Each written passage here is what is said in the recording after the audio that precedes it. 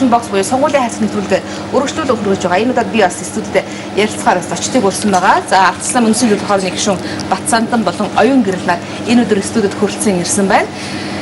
Бид өнөөдөр бас сонгуультай холбоотой за тэр дунд Ардчилсан сонгуулийнхаа мөрийн хөтөлбөрт ямар бодлого барьж байгаа юм. За нэр дэвшигчтэй энэ удаагийн одоо онцлог гэх юм бол чухал юу байгаа гэдэг талаар бас илүү дэлгэрэнгүй ярилцахаар бас энэ зочдыг өрсөнийг бас та бүхэндээ дуулах гээд таатай байна. Тэгэхээр магадгүй эрэгтэй эмэгтэй хоёр хүн урьж байгаа нь өнөөдөр Ардчилсан сонгуульд ер нь гендерийн асуудал дээр ямар бодлого барьж байгааг одоо илүү их онцгойлон ярилцах гэж бодож байна. Би танаас эхлэе. Тэгэхээр 2012 оны сонгуульд Ардчилсан намын нэр дэвшилтийг харах юм бол эмэгтэйчүүд, залуучууд нэлээд дүлхүү орж ирсэн. Нэлээд шилдэг боловсон хүчнүүдээ сонгож гаргаж ирсэн. Ийм нэр дэвшилт болсон гэж олон түмэн харж байгаа. Тэгэхээр өнөөдөр бид гендерийн асуудал, эмэгтэйчүүдийн эрхийн асуудлыг ялангуяа гэр бүлийн эрхийн асуудал бид анхаарлыг хандуулж байгаа. Ардчилсан намын ер нь Монголын улс төрд генерацийн өөрчлөлт зайлшгүй хэрэгтэй байна. Зүгээр тавьж. Ардчилсан намаас дүлхүү нэр дэвшүүлсэн байгаа. Ялангуяа Ардчилсан намын нэг ардчил залуучуудын байгууллагаас 10 гаруй залуучууд улсын их хурлын сонгуульд, нийслэлийн иргэдийн хурлын сонгуульд өрсөлдөж байгаа нь бол Ардчилсан нам нэр дэвшилтэн дээр бодлого дээр залуучууд эмэгтэйчүүдийг өлхөөтэй оруулж ирсэн шинжилгээ хийгдэж байна гэдгийг харуулж байна гэсэн үг. За таны хувьд эмэгтэй бас нэр дэвшиж явж нэм ямар хөө байр суурьтай зөв магадгүй бас тодорхой хэмжээнд квот аваад нэр дэвшиж за тэр дундаас жагсаалтаар орж ирж байгаа хүний хувьд тийм бас тодорхой хэмжээний үйлчлэл бодол байгаа гэж би бодож байна. Би яг одоо хангуул дүүрэг төр нэр дэвшиж байна. Хангуул багханга багнуур дүүргийн дөрв буюу 21-р тойрог дээр. Тэгээ манай намаас 7 эмэгтэй тойрог дээр улсын хурлд нэр дэвшиж байгаа. За нийслэлд бол 9 эмэгтэй нэр дэвшиж байгаа. Улсын хурлд 16 эмэгтэй нэр дэвшиж байгаа гэх бол бид нар 25 эмэгтэйг энэ сонгуульд сойж байна. Тэгэхээр энэ бол ийм олон эмэгтэй нэгэн зэрэг улс төрд нэг сонгуульд оролцож байсан түүх бол манай намд байхгүй байгаа. Тийм учраас бидний хувьд бол эмэгтэйчүүдийн хувьд бол маш их ихтгэл найдвар өөрлүүлж нам биднийг илгээж байгаа. Сонгогчдод маань ч гэсэн биднийг хүлээж авах одоо олон нийтийн саналыг бол намд бас нэлээд өгсөн учраас тэр олон нийтийн саналд бас нам маань хариу олгож бас эмэгтэйчүүдийг олноор нь дэвшүүлж байна. За тэгээд энэ квотын шинэ хууль эрхцэн орчин үүсэлтэй холбогдуулан эмэгтэйчүүд ч гэсэн бас намынхаа сонгуулийн мөрийн хөтөлбөрт эмэгтэйчүүдийн байр суурийг тусгуулах гэж нэлээд эртнээс хөөцөлдөж ирсэн. Тийм ч учраас манай намын одоо мөрийн хөтөлбөр ялангуяа бид одоо ингээд сонгогчтой яг нүүр тулан уулзаад явж байгаа энэ мөчөд бол бидний оруулсан эмэгтэйчүүдийн оруулсан мөрийн хөтөлбөр дэх заалтууд бол бас эмэгтэйчүүдийг ойр дотн харьцахад эмэгтэй сонгогчтой шууд одоо тулж мөрийн хөтөлбөрийг тайлбарлахад бас их төхөмтэй байна л да. Тэр магадгүй залуучууд эмэгтэйчүүдэд нам дэмжиж байгаа энэ цаг үеч тийм ээ мөрийн хөтөлбөр тусгадж байгаа асуудлууд бас тэр чиглэл рүү бас хандж байгаа гэж би бодож байна.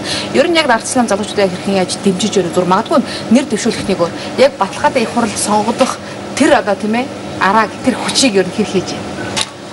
Тэгэхээр залуучууд өөрсдөө дотоосоор гарч ирэн чиж юу байх улс төр өөрөө хатуу ажиллах, хатуу тоглоом.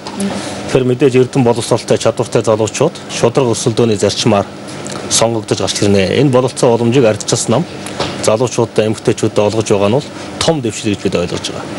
Мөрийн хөтөлбөртөө ч гэсэн залуучуудын бодлого, залуучуудыг дэмжих олон сайхан бодлогын асуудлууд тусгагдсан байна.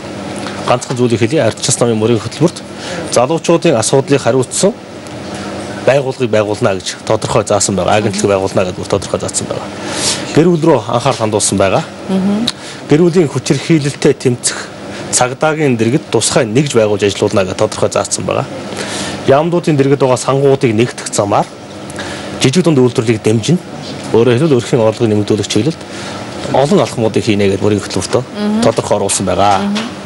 За тийм. Тийм ер нь бол эмэгтэйчүүд ч бай, залуучууд ч бай. Ер нь Ардчилсан намын мөрийн хөтөлбөрийн ер нь 70% нь ажил орлогын тухай байгаа. Ажил орлого төдийгүй орлогоо нэмэгдүүлэхэд нь яаж боломж олгох вэ гэдэг заалтууд бас маш их байдаг. Жишээлбэл одоо жижиг дунд үйлдвэр гэж бид нар юу хэлдэг юм бэ гэдгийг одоо нэлээд олон жил ярьж ирлээ. Тэгээд бусад одоо намуудын ч гэдэг юм уу урд өмнөх төрийн одоо жижиг дунд үйлдвэрийн бодлого бол тэр үйлдвэрийг жижиг дунд хэвээр нь байлгах бодлого байгаадсан дандаа. Одоо бол Ардчилсан намын бодлого яг жижиг дунд үйлдвэрлэлийг томруулах ийм бодлого явж байгаа. Өөрөөр хэлбэл жилийн орлого нь 1.5 тэрбум төгрөг хүрээгүй бол түүнийг жижиг дунд үйлдвэрийн хэмжээнд авч үзэж төлсөн одоо аж ахуйн нэгжийн орлогын албан татварынх нь 90% нь буцааж олгоно гэж. Тэгэхээр 1.5 тэрбум төгрөгийн орлого олж чадаагүй бол тухайн аж ахуйн нэгж бол жижиг дунд үйлдвэрийн авах хэвээр бүх хөнгөлтийг авч болно гэдэг чинь та энэ 4 жилийг ашиглаад ардчилсан намыг сонгол үйлдвэрээ төдий хэмжээнд томруулж аваад гэсэн ийм л одоо амлалт гэж ойлгож байна. Орлого нэмэгдүүлэх гэдэг би нэг зүйлийг асууя. Магадгүй хүнд хөдөлмөр эхлэж хийж юм уу тийм ээ цаг наргүй ажиллаж хийж юм уу хөдөлмөрийн үнэлэмж үнэлэгдэхгүй байна. Энэ тал дээр юу нэг анхаарах ёстой вэ? Та бүхэн бас мөрийн хөтөлбөрт энэ талаар юу тусгасан байгаа? Хөдөлмөр дээр ерөөсөө их сони юм байдаг. Монгол улсад бол хамгийн их иргэдийн санаа зовдөг асуудал нь ажил. Хамгийн их иргэдийн одоо эрх зөрчигдөх талбар бол хөдөлмөр. Хамгийн их нөгөө ялгарлан гадуурхалт явагддаг талбар бол бас хөдөлмөрийн талбар байдаг. Тэгсэн мөртлөө энэ хөдөлмөрийн асуудлыг хариуцаж аваад хариуцлага хүлээдэг улс төрийн албан тушаалтан байдаггүй. Эсвэл нийгмийн халамж болоод явждаг, эсвэл эрүүл мэнд болоод явждаг. Яг Монгол хүнээ ажилдаа байлгах, ажлыг хэн хариуцах юм бэ гэхээр хариуцдаг эзэн байхгүй явж ирсэн. Тийм учраас манай мөрийн хөтөлбөрт бид нар бол хөдөлмөрийн яамтай болно. Иргэдээ сургах, ялгарлан гадуурхахгүй хөдөлмөрлүүлэх тийм ээ. Тэгээд орлогын одоо хангалттай байлгах, үнэлэмжийн сайн байлгах чиглэлийг хариуцсан хөдөлмөрийн яамтай болно гэж. Одоо бол хөдөлмөр хамгаалалт нийгмийн хамгаалалт хөдөлмөрийн яам бол одоо бол юу хариуцж байгаа нөхөр баг Монгол залуучуудыг солонгос явуулдаг. Эсвэл гадаад ажилчдыг Монголд оруулж ирдэг. Асуудлыг шийдээд байгаа юм шиг харагддаг. Гэтэл манай ардчилсан намын одоо мөрийн хөтөлбөрөөр бол жинхэнэ Монгол залуучуудыг Монголд нь ажилдаа байлгах асуудлыг л хариуцсан ийм одоо улс төрийн сайдын албан тушаал бид нар гаргана ингэжээж бид нар хариуцлага ярддаг эзэнтэй байлгаж ажил хөдөлмөрийн асуудлыг улс орон дотроо зохицуулнаа. Мөн одоо эмэгтэйчүүд ялангуяа их өртдөг нэг асуудал бол ялгарлан гадуурхалт. 40-оос дээш настай бол авдаггүй л гин царай зүс бие хаа одоо янз бүрийн юмнаар гол нь үнийг. Тэгэхээр энэ асуудлыг ялангуяа хөдөлмөрийн зах зээл дээр насаар болон бусад зүйлээр ингэж ялгарлан гадуурхагдж байгаа хүмүүстэй бид нар тийм хүмүүсийг ажилд авсан байгууллагыг дэмжих, урамшуулах, янз бүрийн ийм хөшүүргүүдийг ашиглаж иргэдээ бол илүү их ажилтаа болгоно. Мөн хэрвээ ажиллах үнэхээр болцоогүй болоод одоо тэтгэврийн насандаа ойртсон.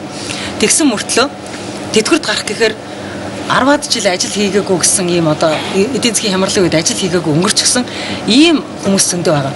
Тэгээ энэ хүмүүс зориулж ямар бодлого бид нар гаргаж байна вэ гэхээр 90-ээс одоо 95 он хүртэл тэгээ 95 оноос хойш ч гэсэндээ энэ улс орон жинхэнэ эдийн засгийн хямралт байх үед ажил олж хийж чадаагүй өөрийнх нь буруугүй ийм шалтгаанаар ажилгүй байсан тэр үеийг ажилласан жилд оруулан тооцож бүрэн тэтгэвэр тогтооно. Энийг бол иргэд бол дандаа алга таш хүлээж авч байгаа. Манай уулзалт толгон дээр энэ асуудлыг иргэд бол алга таш чалуун дотноор хүлээж авч байгаа. Яагаад гэвэл ардчилсан нам манай одоо болгонд бол бид нар иргэд маань хэдийгээр ажил хийсэн гэж бүртгэлгүй байсан ч нийгмийн даатгалын шимтгэл төлөөгүй гэж хэлэгдэж байгаа боловч ажил хийгээгүй нэг ч өдөр байгаагүй. Ингэж байж бид нар гахаа зөөж ажил хийж бид нар иргэдээ орлоготой холтой ундтай болгож энэ улсыг босгож ирсэн учраас энийг нь одоо нөхөн ажилласан жилдээ тооцож оруулна гэсэн ийм журамтай одоо ийм мөрийн хөтөлбөр явж байгаа. Түрүүн ардчилсан хувьд нэр дэвшигчдийн онцлогоос хэрэг хүүхд залуучууд тийм ээ эмэгтэйчүүдийг онцгойлол л доо. Би түр энэ дэрсэн хоёр зочны хувьд ч гэсэн бид онцгой гэж бодож байна. Ягаад гэвэл одоо жишээ нь Батсанд нэр дэвшигч хуучин иргэний хөдөлгөөний намд байж байгаа. Одоо ардчилсан намаас нэр дэвшигч энэ удаагийн сонгуульд оролцох гэж байгаа гэж би ойлгож байгаа. Зөвхөн таны хувьд ч гэсэн тийм ээ хүсгэл амьд ч гэсэн хүч үзчихсэн байна. Өнөөдөр нийслэлийн хаан улсууд хүч үзэж байна. Магадгүй онцлог ялгааг яа та бүхэн өнөөдөр яаж харж байна? Танаас эхлэе. Тэгэхээр өнөөдөр манай оюун гэрэл дарга бид нар Улаанбаатар хотын томоохон дүүргүүдэд хүч үзэж байгаа. Баянзүрх дүүрэг буюу 20 Баянзүрх дүүрэг гэдэг бол 200 гаруй мянган сонгогчтой. Баянзүрх Налайх дүүрэг нийлээд сонгуулийн 22 дугаар тойргийг үүсгэж байгаа. Тэгэхээр энд би өмнө нь 2008 онд иргэний нийгмийг төлөөлж үзэж байсан бол өнөөдөр ардчилсан намын Монгол хүн 2020 мөрийн хөтөлбөрийг хэрэгжүүлэхийн төлөө ардчилсан намаас итгэл авч сонгуульд өрсөлдөж байгаа. Энэ жилийн сонгуулийн онцлог бол маш өвөрмөц сонгуул болж байгаа. Яагаад тэгэхээр цаашид ер нь Монгол оронд шударгаас тогтох уу, гэдэг асуудал шийдэгдэнэ. Ер нь авилгалтай Монгол оронд амьдрах уу, авилгагүй Монгол оронд амьдрах уу гэдэг шийднэ.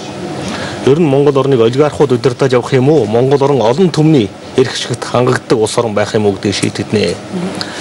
Сүүлийн 5-10 жилийг харахад Монголын уулуурхаан баялаг дээр гадаадын хэсэг бүлэг этгээдүүд 30-40 тэрбум доллар босгосон байгаа шүү дээ. Гэтэл өнөөдөр манай улс дотоодын нийт бүтээгдэхүүн нөгөөж 10 тэрбум доллар багш жишээтэй. Манай дотоодын нийт бүтээгдэхүүнээс даруй 3-4 дахин их хэмжээний мөнгө хөрөнгөний бизнесээр гадаадын зах зээл дээр босцсон байгаа. Тэр мөнгөний урсгал хаашаа яваад байна вэ? Монголын баялаг монголчуудыг баян тансаг амьдралд хүрэхгүй цөөн тооны гадаадын эрхмүүдийг сайн сайхан амьдралд хүргэдэг байх юм уу гэдгийг шийдэх юм хариуцлагатай сонгуул болно. Энэ хариуцлагатай сонгуульд ардчилсан нам хариуцлагатай хүмүүсээ сойж байгаа. арчилсан номд ялагдах хэрэггүй сонгуул гэж би тодорхойлж байгаа. Тэгээд ялахын тулд сайн хөтөлбөр боловсруулж тавих хэрэгтэй. Энэ хөтөлбөр бол чанартай, жансаатай хөтөлбөр болсон гэж би ойлгож байгаа. Миний хувьд ардчилсан намын мөрийн хөтөлбөрийн хууль шүүхийн шинтгэлийн хэсэг дээр ажилласан.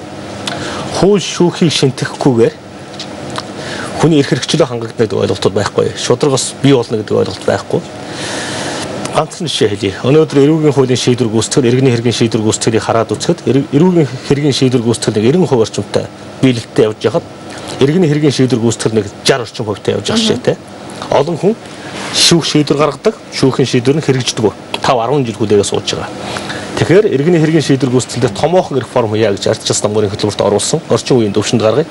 Эрүүгийн хэрэг, иргэний хэргийн шийдвэр гүйцэтгэл тусдан салгаад өгчөө гэж харж байгаа. Ер нь шүүхийн шийдвэрүүд захирамжуудыг биелүүлдэг, эрх мэдэлтүүдийн дураараа авиралдаг байдал газар авч байгаа шүү дээ. Энийг даслан зогсоох зорилгоор Маршалын албыг шүүхийн дэргэд байгуулад өгөө. Англи саксоны орнуудын жишгээр Маршалын алба бий болсноор дураараа дөрөгдөг одоо шүүхийн шийдвэрийг гүйцэтгэдэг нөхдүүд байхгүй болно. Шүүх шиг болно. Монгол улсад хараат бус бие даасан шүүхийн тогтолцоо хэрэгтэй гэж үзэж байгаа.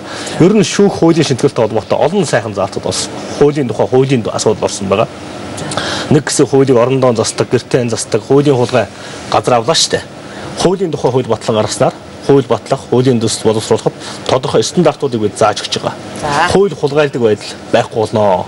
Ардчилсан ном томоохон шинтгэлийг хууль шүүхийн өмнө хүм болгон эжилдэгч байдаг тэр нөхцөлийг бүрдүүлэхийн төлөө ажиллана гэж бодож байгаа тийм. За яа таны хувьд одоо 2008 онд нэр дэвшижсэн оюун гэрэл 2012 онд нэр дэвшиж байгаа оюун гэрлийн хооронд ялгаа ер нь хэр үүссэн байна? Аха. Би бас сонгогчдыг харжлаа. Ер нь 2008 онд сонгогчд юу асууж ирсэн, юу хүсэж ирсэн, энэ удаагийн сонгогчд юу асууж байна, юу хүсэж байна гэдгийг бас харьцуулаад харж илаа л да. 2008 онд хөвсгөлд өрсөлдөж байхад бол орон нутгийн асуудал бол арай өөр байдаг байсан. Хот төлөвлөлтийн асуудал тэгж их тулгамдаагүй. Байгаль орчны асуудал бас тэгтлээ их тулгамдаагүй. Ийм одоо нөхцөлд сонгуульд орж исэн юм байна. Харин хүмүүсийн хувьд бол орлоготой байх гэдэг асуудал хамгийн хурц байсан юм байна. Гэтэл энэ удаагийн сонгуульд одоо ингээд нийтдээ нэг 7-8 хоног уулзалт хийчихээ явж байна. Тэгэхэд бол ер нь байгаль орчны тухай ярихгүй, орчны эрүүл мэндийн тухай ярихгүй нэг ч уулзалт алга. Өөрөөр хэлбэл сонгогчдын одоо шаардлага арай өөр шал өөр болсон байна. Сонгогчдын шаардлага өөр болсон байна. Магадгүй энэ газар зүйн байрлалаас хамаарч иж магадгүй. Гэхдээ энэ удаагийн сонгуулийн сонгогчдын нэг онцлог нь бол маш их эрүүл орчин шаардсан. Одоо тэр бол номер 1 шаардлага болж байна. Тэгэхээр тоосчлтыг яах вэ? Усны бохирдлыг яах вэ? Энэ төвчрийг яах вэ? Тийм ээ? Хот төлөвлөлтийг яаж болох вэ гэсэн яг иргэд өөрсөндөө амгалан тайван амьдрах эрүүл орчныг шаардлага бол урд өмнөх сонгуулиэр хизээш гарч байгааг өндөр хэмжээнд надад ажиглагдчихэв. За яа манай студид ажиллаж байгаа 3 бас асуулт тавих гэж байна. Боломж олгоё. Яг оюун зочноос асуух байна. Одоогоос 2-3 долооны өмнө хагасаа үед манай студиэс өрөөдөн орцож үзсэн мэдээж та бүр ярьцгаа сэдвээс хүндий. Гэхдээ тэрнээс авар батлагтай холбоотой шинэ мэдээлэл танд өгнө юу вэ? За. Миний мэдж байгаа хамгийн сүүлчийн шинэ мэдээлэл гэх юм бол Монголын засгийн газрын төлөөлөгчд ерөнхийлөгчийн ахлах зөвлөх цагаанаар ахлуулан Америкт яг одоо ажиллаж байгаа. Тэгээ яг баг өнөөдрөөс эхлээд Монголын талаас томилогдсон эрдэмтэд Америкийн болон Монголын эрдэмтэд Tyrannosaurus Bataar-ын арга ясаг судалгааны ажлыг албан ёсоор эхлүүлж байгаа гэж би ойлгож байгаа. Яг тэр нөгөө нэг Heritage Auction гэдэг компани маань өөрсдөө одоо нөгөө тимч сайхан зүйл хийгээгөө одоо хил амд орцсон гэдгээ хүлээн зөвшөөрөөд энэ Tyrannosaurus Bataar-ын асуудлыг маргаангүй болгоход нь өөрсдөө бүх талаар хамтран ажиллая. Энэ арга ясыг судалгааны группт судлуулъя. Ийм учраас та нар судалгааныхаа группийг явуулаач гэдэг ийм хүсэлтийг албан ёсоор тавьсан.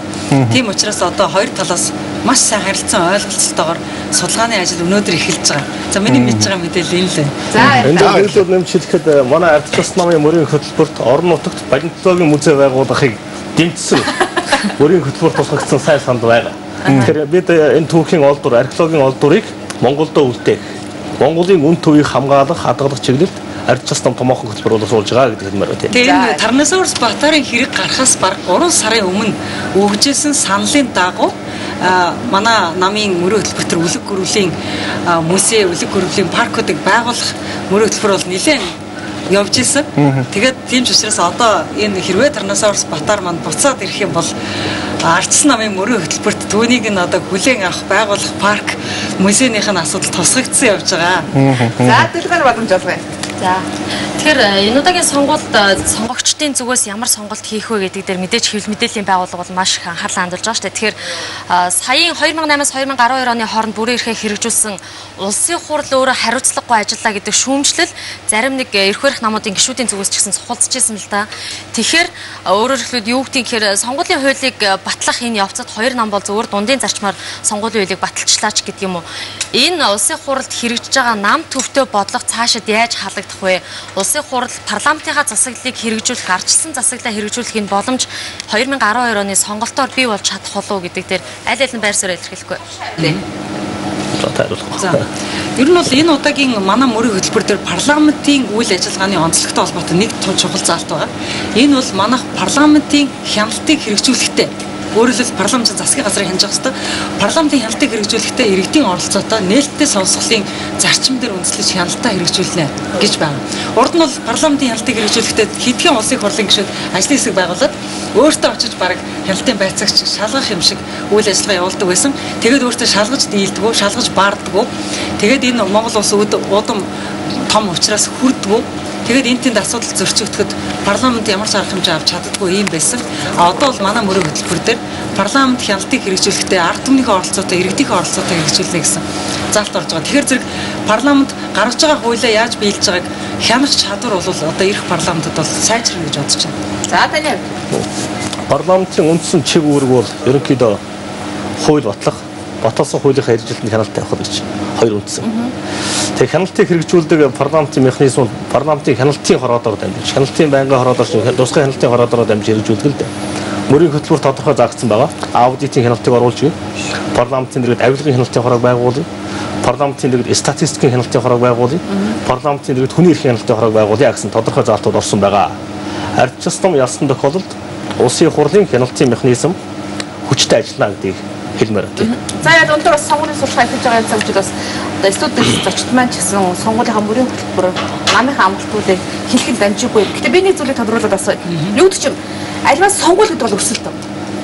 Хэдийгээр та хоёр одоо нэг нам чиглэл тодорхой хэмжээнд та хоёрын бол өрсөлдөө байна. Байхгүй. Бид хоёрын донд өрсөлдөх шаардлага байхгүй. Яагаад тэгэхээр эгч маань хан ууд өргөт, баян зэрэг дарга маань би баян зүрхт өргөт тойрогт өрсөлдөж байгаа. Харин яаж нэгээ дэмжиж энэ нэвтрүүлэгт харилцан биенээ дэмжээ гэж. Нэг тойрог дээр байгаа гишүүн тэгэж хамт яаж нэгээ дэмжих вэ гэж явж байгаа. Би Бацаннагаас нэг зүйл асууя. Та тэр 2005 онд уулзаад яг ингэ ширээний асууж байхдаа нөө гарын таврын гардаг нөө шагдарна штэ. Та чиний өрөнд ирээдүйн шагдар их баталгаа байхгүй штэ гэдэг асуултыг би бас тавьжсэн та санаж байгаа ах тийм ээ. Зур магадгүй шагдар болчихоогүй. Шагдар гэдэг чинь нөгөө 5 хүүхдээ хаяад гүдэн шүү дээ. Би ямар ч байсан авгаагаас солиогүй байгаа. Хүүхдээ хаяагүй байгаа. Монголоо орхиогүй байгаа. Та харсан бол миний сонгуулийн гол үрээ бол Монголоо өмгөөлнө, монголчуудаа өмөөрнө гэдэг үрээтэй. Энэ удаагийн сонгуульд орж байгаа. Би хуульч хүн. Тэгэхээр бид нэг л улс оронтой, нэг л завин дээр явж байгаа. Хэдийгээр бид намуудад хуваагдж байгаа гэсэн ч нэг л их оронтой хүмүүс ээ. Нам гэдэг бол институт. Бидний хувьд Монгол орн гэдэг бол бидний завь нэг л юм байгаа шүү дээ. За таны хувьд яг өөрийн одоо бие даах нэр дэвшигчийг одоо бие даасан өрөө гэж юм байна. За ер нь бол улсын хурлын гишүүн Лувсан мандангийн болд бит хоёр одоо хан уулын тойрог дээр хан уул багнуур бахангаан тойрог дээр хамтарч нэр дэвшиж байна л да. Тэгээ бит хоёр юу гэж шийдсэн бэ гэхээр хоёлаа яг багийнхаа өрөөг авъя, намынхаа өрөөг аваад хүн шиг хөгжиж хүний хүн шиг хөгжүүлье, улсаа улс шиг хүний хүн шиг амьдрын улс шиг хөгжиж гэдэг уучлаарай. Энэ журмаараа явж байгаа. За тав нэр дэвшигчийн хувьд хоёулаа шин биш нэр дэвшигчд. За ялангуяа хин сонгуул ялагдаж явсан байх юмыг мэдж байгаа байх. Тийм учраас ялангуяа эмэгтэй нэр дэвшигчийн хувьд оюун гэрэл нэр дэвшигч асуусан маргаа.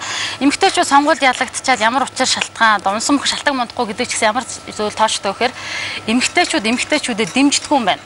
Өөрөөр хэлбэл эмэгтэй сонгогчид эрэгтэй хүнд илүү итгээд байдаг юм байна. Дээрэс нь мөнгөгүй учраас нэр дэвшүүд хүндрэлтэй байдаг юм байна. Гэтэл таны хувьд бол энэ асуудлыг шийдсэн байгаа байхгүй. Зүгээр яаж шийдсэн бол гэдэг чинь сонирн байна. Үзэгчдүүдээ сонирхолтой.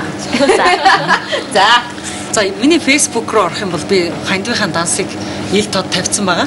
Тэгээд манай сонгогчдод бас асууж байгаа. Оюун гэрлээ энэ мөнгөө чи юунд зарцуулах гэж байгаа юм бэ гэхээр тэгэхээр би одоо плакатаа хэвлүүлэхэд зарцуулна. Энэ чинь 100 гаруй мянган сонгогчтой газар олон хоо хэвлүүлэхэд үнэтэй байдгийн байна гэд ингэж ажиллаж байгаа. За тэгэхээр ерөнхийдөө бол миний санхүүгийн асуудал шийдэгдэж дууссан гэж хэлж чадахгүй. Одоо босгох шатандаа явж байгаа. Тэгээ мөнгөө босгонгаа ажиллаа хийж байна. Энэ удаагийн сонгуулийн болч бас тийм шүү дээ. Мөнгө босгох хугацаа бүр өгөөгүй. Сонгуул эхэлсний дараа дансаа нэ, дансаа нээснийхээ дараа хөрөнгөө босгоно гэд миний бүх зүйл зэрэгцээл явж байна л да. Хажид дансанд хэдэн төгрөг байна? За манай нягтлан л мэдчихэж байгаа бах та. Би нөгөө дансаа шалгаг байгаа юм. Хэдийг зарцуулах уу? Би одоо тэр нөгөө хэмлэлийн газраасаа нөгөө нэхэмжлэгээ авч байгаа л тэрийгээ зарцуулна да. За миний хувьд дансныхаа дугаарыг харуулж байна. Тэгэхээр миний хаан банкны хандвийн дансны дугаар 5720 84 88 86 гэсэн. Баян зүрх надаас дүүрэг дээр нэг нэр дэвшигчийн зарцуулах мөнгөний хэмжээ 1 тэрбум 200 сая гэдэг санхүүгийн ерөнхий хороо заасан байгаа. Харамсалтай нь өнөөдөр надад одоо плакат чиглүүлэх бүгд одоохондоо алга.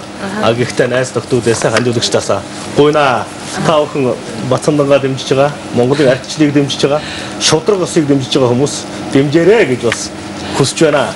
Дэмжих багт бас найдаж байна тий. За боломжийг дээр мундаг ашиглаж байна. Зүгээр магадгүй өнөөдөр энэ удаагийн холбоо тогтолцоо бас тийм өгөрөө давуу талтай. Өөрөөр хэлэх юм бол нэр дэвшигчийг одоо сонгогчд хэр дэмжиж байна гэдгээрээ түүнд ханд өгч таны бослох хөрөнгөөр нэр дэвшигчдээ сонгуулийнхаа сурчлагыг илүүтэй их одоо өргөн нэгэх боломжтой. Тэр хэмжээгээр өөрийн мөрийн хөтөлбөр болон өөрийгөө танилцуулах боломж нэгдэж байгааг энэ удаагийн сонгуулийн бас нэгэн боломж. За бас шудрах байх тийм ээ. Ямар нэгэн харлах сэргэлэггүй байх юм боломж. Хамгийн гол нь хандын нас нээлттэй өрлөг зарлагаас тооцоо бас нээлттэй байх хэрэгтэй гэж байна. Та бидний ялсан цаг өндөрлөж байна. Ингээд студент хүрэлцээж бидний ялсан та бүхэндээ баярлалаа. 22 хоног үлдчихэж байгаа. Бид бас 22 хоногийн хугацаанд бас хэд хэд удаа уулзах гэж бодож байна. Та бүхэнд амжилт хүсье. Манай студид Ардчилсан улсын хурлын сонгуульд нэр дэвшиж байгаа 22 дугаар тойргийн нэр дэвшиж Бацандан болон хаан улдуур дүүрнөр багнуу баггаа дүүрлийн дэвшиж байгаа. Нэр дэвшиж оюун гэрлээр оролцож үзэж та бүхэнд мэдээлэл өгөө. Анхаарал үзэж хамтдаа үзэж та бүхэндээ баярлалаа. Election box сонгуулийн харьцааг үргэлжлүүлж байна. Та бүхэн эфирээ шилжүүллээ.